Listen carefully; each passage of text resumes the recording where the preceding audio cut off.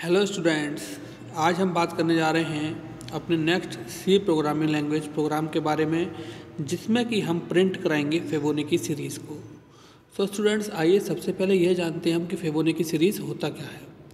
Fibonacci series ये होता है, हमें स्टार्टिंग में 2 नंबर्स लेने होते हैं और फिर नेक्स्ट वैल्यू जो आती है वह प्रीवियस 2 को ऐड कर आती है।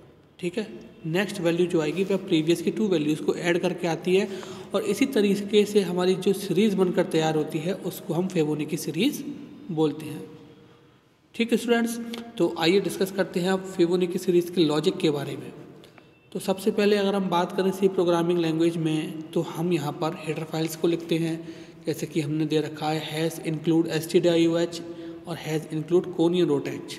ठीक, नेक्स्ट हमारा मेन फंक्शन होता है। मेन फंक्शन के बाद हम यहाँ पर इंटीजर में यानी कि डेटा टाइप में अपने वेरिएबल्स को डिफाइन करते हैं और इसमें फर्स्ट वेरिएबल है हमारा n, देन नेक्स्ट वेरिएबल है हमारा a, जिसकी वैल्यू हमने स्टार्टिंग में इनिशियलाइज कर रखी है 0।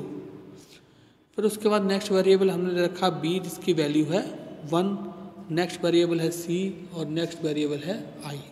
ठीक है, अब हम बात करें तो print f enter the number of terms.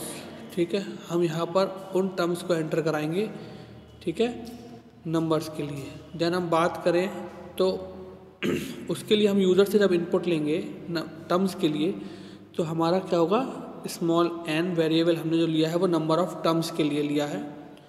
Then उसके बाद हमने एक लूप चलाया है जिसकी वैल्यू 1 से शुरू होकर इक्वल टू n तक चलेगी। सपोज कीजिए हमने नंबर ऑफ टर्म्स को 3 एंटर कराया, तो i की वैल्यू हमारी 1 से लेकर 3 तक चलेगी।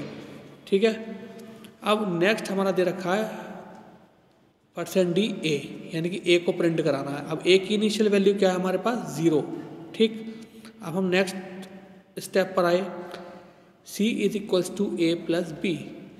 a की वैल्यू क्या है, 0 और b की वैल्यू क्या है, 1, यानी कि c की वैल्यू कितनी हो गई, 1। अब b की वैल्यू को a को इनिशियलाइज कराए, यानी कि a इक्वल टू b क्या हो गया हमारा, b की जो वैल्यू थी वो अब a को असाइन हो जाएगी, यानी कि b की वैल्यू है 1, वो a को चली जाएगी। और नेक्स्ट दे रखा b इक्वल टू c, यानी कि c की जो वैल्यू है वह b को असाइन हो जाएगी। ठीक है, यानी कि c की वैल्यू हो गई 1, यानी कि अब a और b दोनों की वैल्यू कितनी हो गई हमारी, 1। ठीक, अब हम नेक्स्ट स्टेप पर जाते हैं। नेक्स्ट स्टेप पर पूरा प्रोसेस होने के बाद हम देखेंगे कि हमारी 0 पहली वैल्यू प्रिंट हो गई थी a की, दूसरी वैल्यू क्या प्रिंट होगी यहाँ पर हमारी 1, क्योंकि अब a की वैल्यू क्या है, 1। फिर हम आगे चले, c equal to a plus B, c equal to a plus B. ठीक है, तो c की वैल्यू क्या है, 1 और b की वैल्यू क्या है, 1, यानी कि c की वैल्यू हो गई 2। अब b की जो वैल्यू है 1 वो a को असाइन हो जाएगी और c की वैल्यू है 2 वो b को असाइन हो जाएगी, यानी कि अब b की वैल्यू हो गई 2 और a की वैल्यू हो गई 1, यानी कि पहला हमारा प्रिंट हुआ था 0, अब प्रिंट होगा 1। ठीक, अब हम नेक्स्ट चले। नेक्स्ट चलने के बाद हमारी a की वैल्यू क्या है, 1, अगेन हमारी वैल्यू 1 प्रिंट हो गई, यानी कि पहले हमारा a की वैल्यू 0 प्रिंट हुई थी, फिर 1, फिर 1।